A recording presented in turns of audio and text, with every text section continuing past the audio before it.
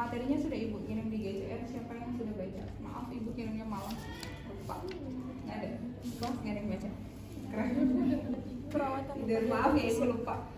Jadi set steril itu isinya tidak sekecil ini, harusnya adalah lebih besar dari ini, bentuknya kayak gini, betul, lebih panjang, lebih lebar gitu ya. Terus kemudian kotak dan dibungkus dengan kain hijau atau yang disebut dengan duk steril. Ya. Kemudian ditutup seperti ini, dilapisi kain hijau. Nah, nanti minggu depan kalian bisa membawa sarung tangan ya, karena ternyata saya nggak tahu kenapa di sini tidak disediakan sarung tangan. Jadi kalau misalnya itu kalian berarti harus bawa sendiri. Nah, di dalam set steril ini biasanya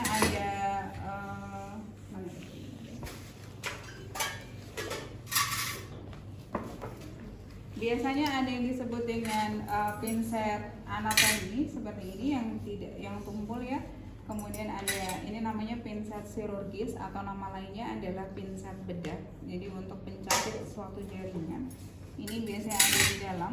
Kemudian mau diisi sarung tangan steril boleh, mau ditaruh di luar yang disposable boleh. Nanti kasanya ini yang set steril boleh diletakkan seperti ini, atau misalnya dia sudah masuk kotak set steril yang tadi tertutup.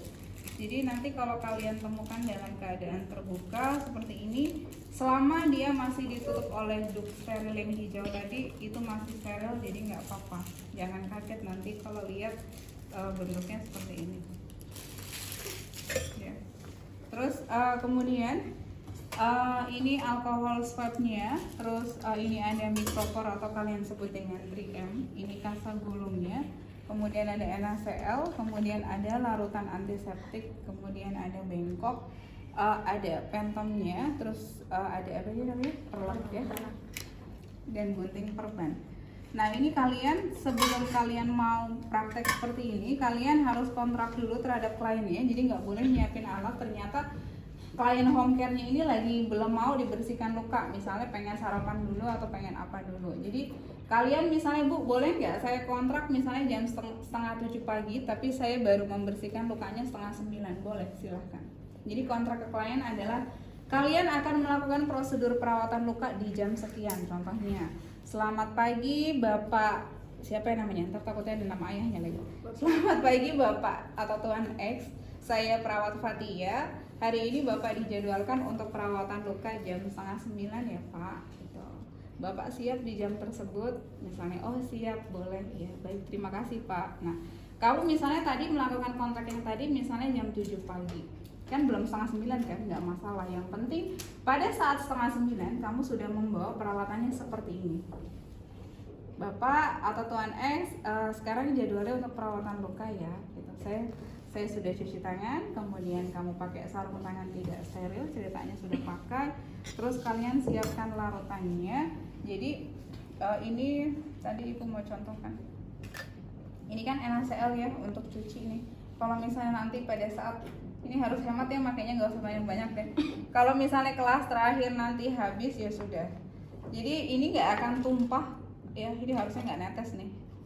Jadi misalnya kalian nggak ada alat pembukanya, kalian bisa menggunakan gunting biasa, tinggal di tempatinnya, kemudian kalian tusuk.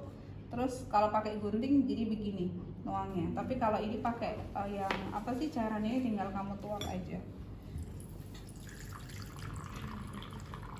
Anggap aja misalnya 1:10. Nanti tolong nih jangan dihabisin ya, tadi kelas sebelumnya boros. Nanti kamu pakai air biasa, ambil nih, biar semuanya dapat NaCl. Terus ini teteskan, ini dikira-kira aja, kira-kira 1:10. Jadi sekitar 3 atau 4 tetes.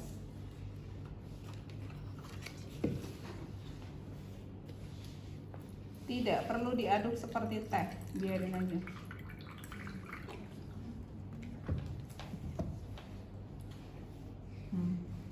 Seperti ini ya.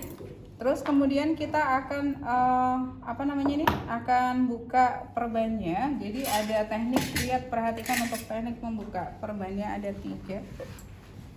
Jadi yang pertama tidak menggunakan apapun. Jadi tadi ada lukanya di tengahnya, tidak menggunakan apapun. Kita lihat yang paling atas yang ini, berarti kita membuka dengan cara mencapit. Kemudian kita menahan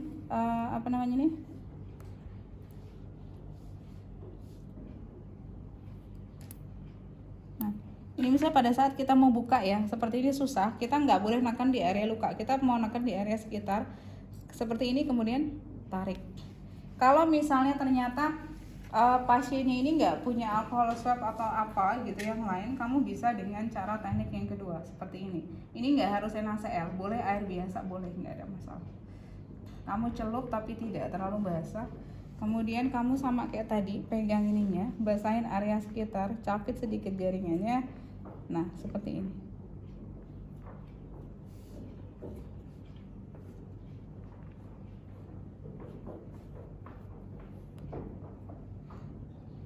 Ya, misalnya seperti itu, atau pakai teknik yang tadi, yang satu lagi yaitu dengan menggunakan alcohol swab.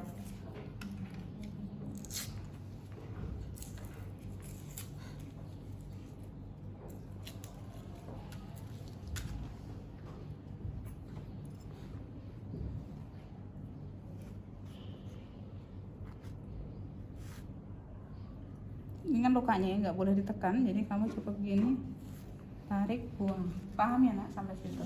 Ya. Ada yang ingin kalian tanyakan? Jelas? Oke. Baik, kalau sudah, izin Bapak, maaf saya akan angkat tangannya untuk akan saya buka perbannya dengan teknik seperti ini. Lihat, perhatikan. Kalau bisa ini perbannya tidak boleh jatuh. Maksudnya nggak boleh jatuh tuh perbannya nggak ewer-eweran gitu loh nak. Jadi kalian pada saat sudah menggulung ini dicapit.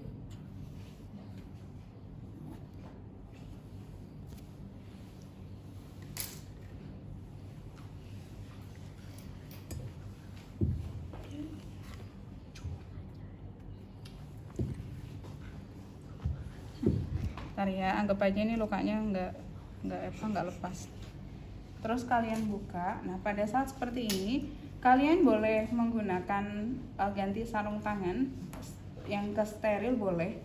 Kalau misalnya khawatir sarung tangan yang tadi kotor gitu ya. Tapi kalau mau pakai prinsip bersih, nggak ganti sarung tangan nggak apa-apa. Tapi kalau mau pakai prinsip steril pada saat buka seperti ini atau satu lagi dibuka. Nah, kayak gini silahkan ganti sarung tangan. Sebelum ganti pada saat luka seperti ini sudah dibuka, yang kalian lakukan tidak boleh langsung membersihkan, tapi kalian harus mengkaji lukanya. Jadi sebelum satu balutannya dilihat ada nggak rembesan nanahnya. Kalau misalnya ada, ya udah buka aja lagi untuk pastikan. Kalian lihat mulai dari apa? Apakah warna lukanya kemerahan sebelum luka yang kemarin? Diperhatikan, itu dokumentasinya ya. Adanya kemerahan apa tidak. Kemudian diperhatikan area sekitar luka, apakah ada pembengkakan atau tidak. Gitu. Terus kemudian dilihat lagi, apakah lukanya ini lebih jelek kondisinya dari kondisi yang kemarin, dibersihkan. Ya. Jadi terus apa lagi ya? Oh ya, apakah ada di sekitar pasien ini, misalnya kalian pakai sarung tangan ya, kalian seperti ini ada sensasi panas di area sekitar luka dari klien. Nah, setelah ini kalian kaji, nanti kalian ingat-ingat, dan itu harus didokumentasikan setiap hari pada saat perawatan luka kurang lebih 2 minggu, sampai nanti di dokumentasi terakhir kita dapat kesimpulan kliennya sembuh. Paham ya? Oke, baik. Nah, setelah ini nanti ini bisa dipakai lagi kering. Jadi ini mau pakai teknik membersihkan luka. Jadi sebentar Bapak, saya angkat tangannya. Ini yang disebut dengan sistem drain atau drainase. Kemarin ada yang di klinik seperti ini? Hah? Ada. Biasanya sistem drain itu dipakai adalah pada saat lukanya ini adalah besar. Kalau luka kecil nggak perlu. Anggap aja ini lukanya besar seperti ini dengan cara seperti ini. Terus, ya, sampai lukanya itu tujuannya adalah di sini supaya tadi pemakaian kasanya tidak terlalu banyak dan lukanya ini lebih cepat untuk terairi atau lebih cepat rontok kalau misalnya ada nanah atau misalnya bekuan darah atau yang lainnya, ya. Nah, setelah dia diberikan drain misalnya, atau misalnya kalau lukanya kecil nggak perlu pakai drainase, nggak apa-apa. Kita mulai untuk membersihkan luka. Tolong diperhatikan untuk teknik memerasnya seperti ini. Lihat ya. Tangan kanan saya mencapit di sebelah atas, tangan kirinya di bawah. Saya akan basahi. Jadi boleh nggak nyemplung, boleh, nggak masalah. Cemplung sampai dia terendam. Untuk yang pertama teknik membasahi, jangan sampai peras terlalu kering. Nah, kecuali nanti pada saat mau balut baru agak kering. Lihat. Ini yang benar seperti ini, harus ke bawah. Tadi 3 anak yang praktek duluan masih salah. Ini yang salah, ibu mau ngasih tahu yang benar dan yang salah. Itu tadi yang benar. Yang salah adalah dilakukan posisi seperti ini, lihat. Kenapa ini salah? Enggak, kenapa? Akibatnya apa? Ini lagi bagus nggak? Muncrat, tumpah dan lain-lain. Jadi nanti teknik panasnya harus ke bawah. Gampang kok, jangan sampai salah. Cuman kalian capit atas, kalian capit bawah, kalian putar ke bawah. Ya. Nanti dicoba. Kalau ngelihat gampang banget emang. Tapi nanti pas nyoba susah. Lihat tadi lukanya, ceritanya lukanya adalah di area sekitar pinggiran luka nih kering. Yang basahnya itu di dalam. Kalian bisa pakai 4 teknik dari satu kasa ini supaya tidak boros. Kemarin di klinik diajarin? Enggak. Ini adalah satu teknik, itu satu usapan seperti ini. Nah, ini satu teknik bagian sini nggak boleh dipakai lagi. Boleh menggunakan di bagian 2. Ini 2 kali usapan. Kalau mau 3 boleh nggak? Boleh. Tinggal dibuka ininya. Dibuka kasanya. Kalau di rumah sakit biasanya pakai 3. Kalau jago 4 silahkan. Yang penting nggak bagian yang tadi nggak boleh kena lagi. Terus kemudian buang seperti itu. Terus misalnya saya melakukan lagi ya sama kayak tadi. Terus kemudian saya bersihkan. Misalnya udah beberapa kali bersihkan seperti itu ya. Jadi tinggal gini. Kalau udah tinggal dikit ya udah. Kalau mau gini boleh langsung buang. Terus misalnya ada pemakaian betadine. Ini juga sama.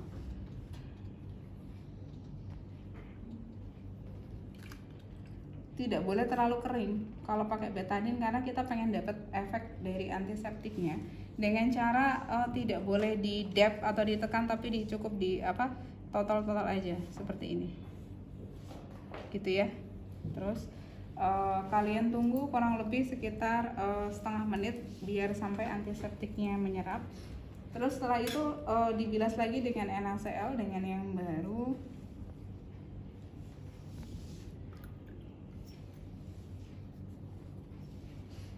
Ini juga sama, tidak boleh diusap lagi karena tadi udah bersih. Kalau diusap lagi nanti habis semuanya.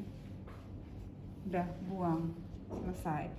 Kalau misalnya pasiennya dapat salep atau apa ya tinggal kamu buka, misalnya salepnya kamu pencet, terus kemudian kamu taruh di pinset yang bersih atau yang steril yang masih ada di sini, kemudian kalian usap seperti ini, tidak boleh ditekan.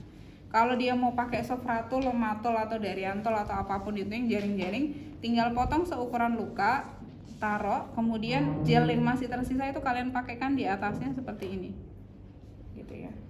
Kita ceritanya mau tutup lukanya.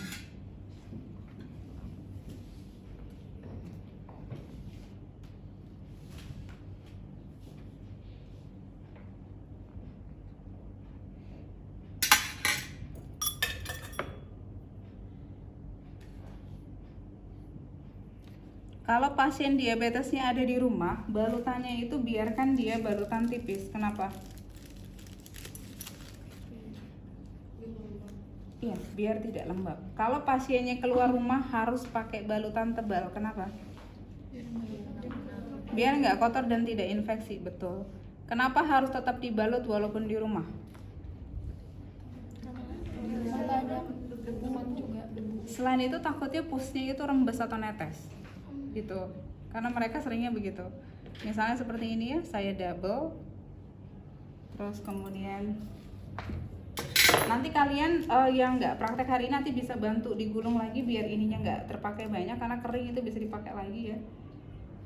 Jadi supaya nggak boros. Nah ini tekniknya seperti ini nggak boleh gelewer apa tuh namanya lepas ya. Jadi maaf ya Bapak, saya angkat tangannya. Tolong diperhatikan teknik balutnya. Oh iya, maaf nih, kalau misalnya ada becek, ada yang kayak gini, kalian bersihkan dulu. Yang pertama, biarkan dia balut biasa aja. Nanti, nah ini udah mulai ngunci. Ngunci itu kalian rapikan pinggiran-pinggirannya seperti ini dengan teknik menyilang. Nanti setelah 2 kali menyilang kalian luruskan lagi seperti ini. Kemudian menyilang lagi. Kenapa sih harus gini? Supaya terfiksasi di sampingnya tidak apa? Kalian tahu nggak? Tidak terbuka. Lihat ini rapat kan? Iya. Udah, tinggal rapihin.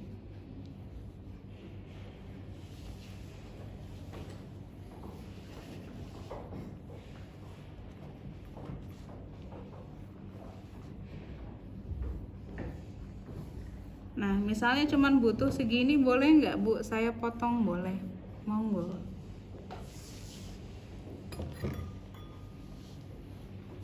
Nanti kalau kalian praktek harus fiksasinya pakai mikropor putih ya. Ini Ibu nanti kalau fiksasi, ini karena lukanya di tengah sini, jadi kalian potong aja di sini. Thread nanti tempelnya bisa di samping. Pokoknya tidak boleh di atas luka. Ibu mau mencontohkan jika pasiennya ternyata alkohol swabnya alkohol swab apa namanya? Plasternya tadi habis. Yang dilakukan adalah dengan cara ikat. Iya, diikat. Betul. Dibagi dua. Ini boleh dilakukan dalam keadaan darurat. Kalau nggak darurat masih ada plasternya, pakai plasternya. Paham ya?